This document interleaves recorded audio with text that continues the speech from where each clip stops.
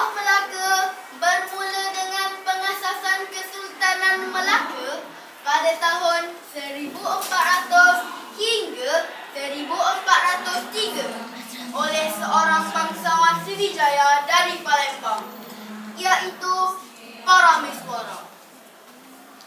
Baginda merupakan keturunan ketiga dari seorang penerus Raja Sriwijaya, yaitu Sri Maharaja Sang Utama Parameswara Batara Sri Tribuana atau lebih dikenali sebagai Sang Nila Utama. Ketika itu, Palembang berada di bawah naungan Kerajaan Majapahit.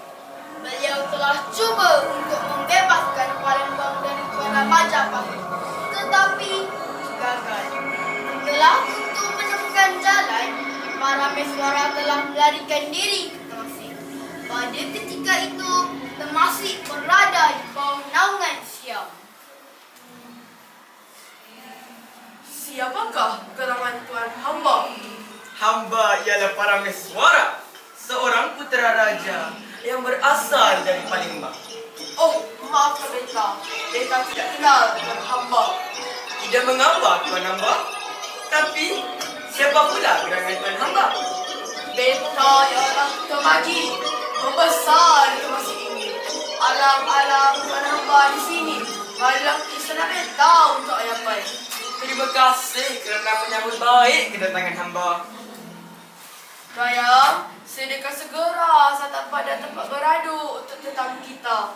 Menjunjung perintah, Tuanku.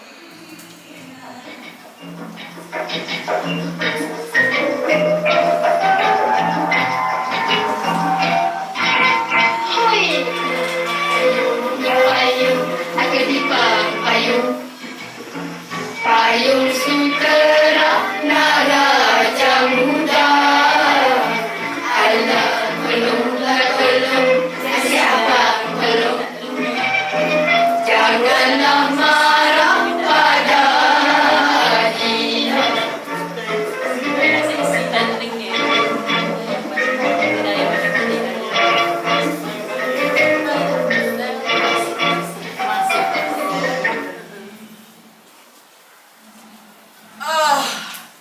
Lega sungguh perut hamba ini. Mata hamba juga telah berat. Bolehkah hamba dan bendahara hamba menumpang bermalam di sini? Sudah tentu boleh. Besar tapak tangan nyiru hamba tadangan. Silakan.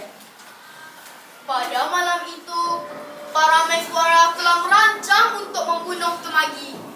Baginda berusaha menuntut hak ketuanannya untuk menjadi pemerintah Temasek, kerana Temasek pernah menjadi naungannya. Akhirnya, Parameswara berjaya membunuh Temagi.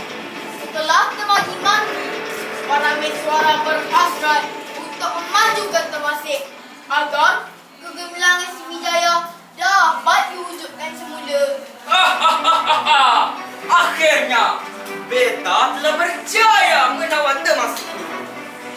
Tidak berapa lama kemudian, kerajaan Siam telah bersiap sedia untuk menuntut hak bela kematian Temagi oleh Parameswara dan ingin kembali menakluki Temasek.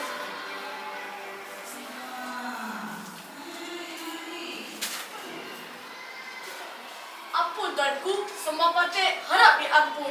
Gerangan apakah tuan hamba datang menghadap beta? Nampaknya tentera Siam hendak menyerang kerajaan kita kerana ingin membalaskan terhadap pembunuhan Temagi, tuanku. Tentera kerajaan Siam agak kuat untuk kita melawan balik serangan mereka. Baiklah, Datuk Bendahara, arahkan semua tentera kita untuk mundur diri dan siap sedia untuk berlayar ke tempat seterusnya. Menjunjung perintah, tuanku. Bulu malam sekalian, lekas bersiap untuk berlayar. Baik, Datuk Bendahara.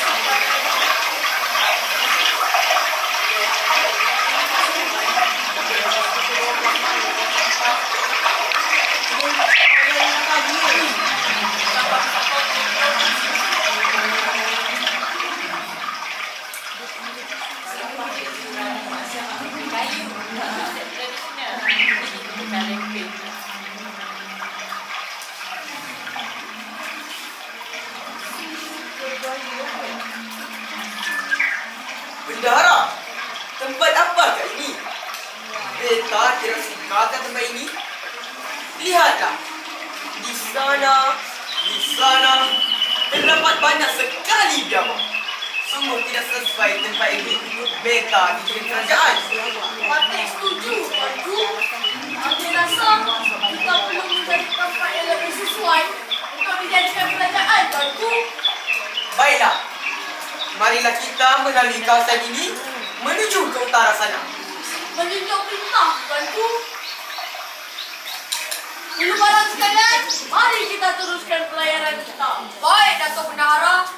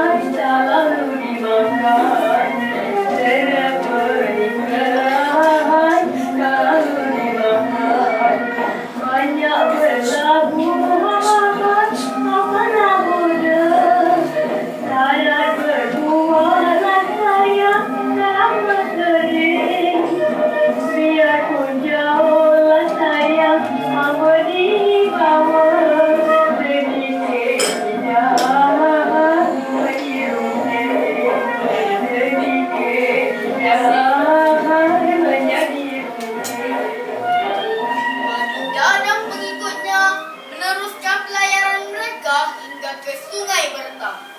Tiba-tiba,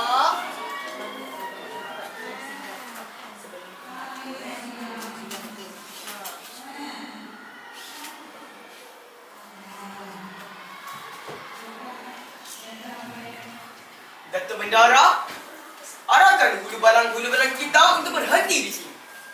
Beta ingin istirahat sebentar. Menjunjung perintah, Tuanku. Wah, menarik sungguh akan kawasan ini. Beta berpendapat bahawa kedudukan tempat ini sangat baik.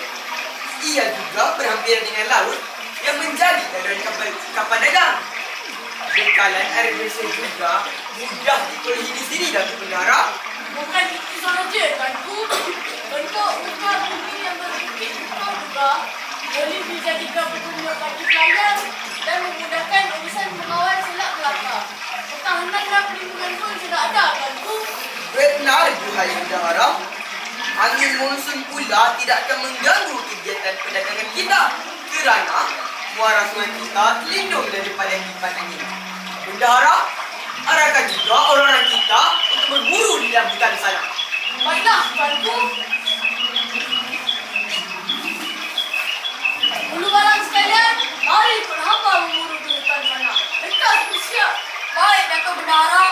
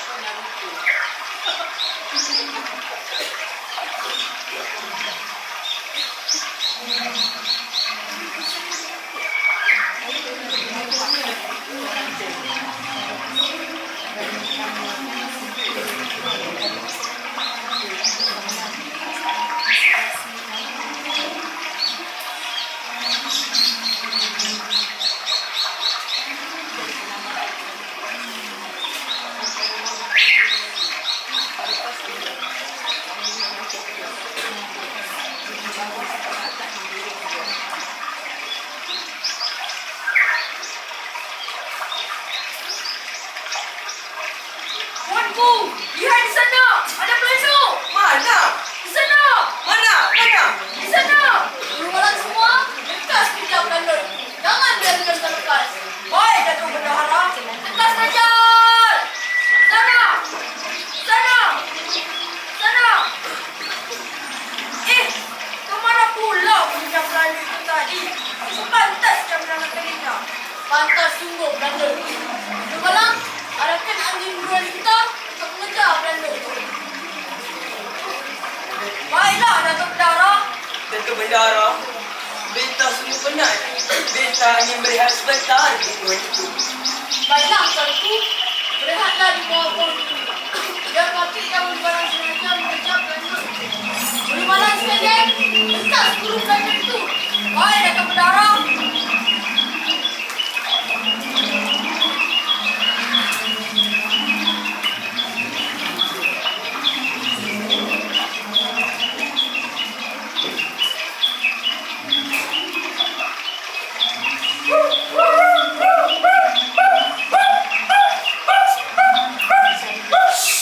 Berhenti. Mari kita lihat agenda Belanda itu berada.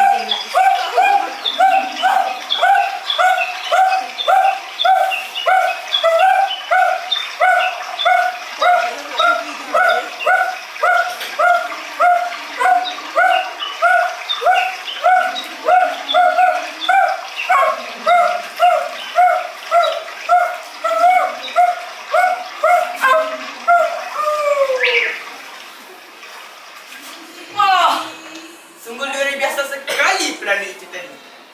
Beta sangat teruja melihat kejadian Belanda menendang anjing. Tempat ini sungguh keramat. Bendahara, Benar, tuanku. baiklah. Beta akan membina satu kerajaan di sini. Beta berasa tempat ini sangat bertuah. Apakah nama pokok tempat beta bersandar ini, Datuk Bendahara? Balik benar, tuanku. Pokok ini ialah pokok Melaka, tuanku. Baiklah, mulai sekarang beta akan tubuhkan satu kerajaan baru di sini. Beta menamakan tempat ini sebagai Melaka. Demikianlah tadi peristiwa yang membawa kebangkitan kerajaan Melaka yang menjadi sebuah empayar masyhur dan dikenali ramai. Pilihan para meswara begitu tepat sekali kerana kedudukan Melaka yang strategik. Lokasinya di tengah-tengah tebing Selat Melaka yang menghubungkan negara China ke India dan Timur telah menjadikannya tempat yang amat sesuai sebagai pusat perdagangan. Kedatangan pedagang-pedagang Arab serta pedagang-pedagang dari timur dan barat telah menjadikan Melaka sebagai sebuah pelabuhan entrepot yang sibuk dengan ratusan kapal yang singgah setiap tahun. Para meswara yang telah memeluk Islam melalui seorang ulama dari Jeddah pada tahun 1414 telah meletakkan asas kemajuan negeri Melaka sebagai pusat perdagangan dan pengembangan agama Islam yang terulung di rantau ini. Para meswara juga mendapat gelaran Sultan Iskandar Shah setelah memeluk agama Islam. Melaka terus terkenal sebagai pusat perdagangan Melayu di